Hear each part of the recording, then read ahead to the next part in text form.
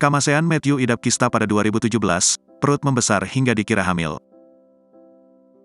Jebolan Indonesian Idol, yakni Kamasean Matthew membagikan ceritanya saat mengidap kista di dinding rahimnya.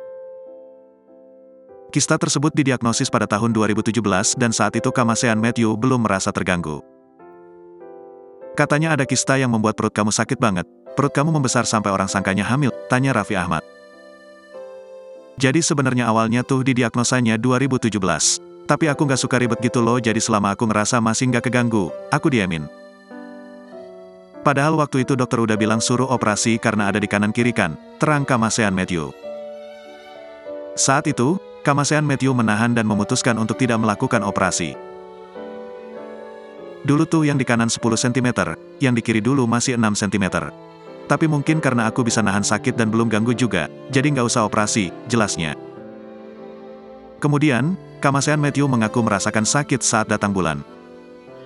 Dari 2017 sampai ke 2019, aku makin lama kalau semakin sakit, ujarnya. Ukuran kista Kamasean Matthew tersebut semakin besar dan ketahuan pada 2020.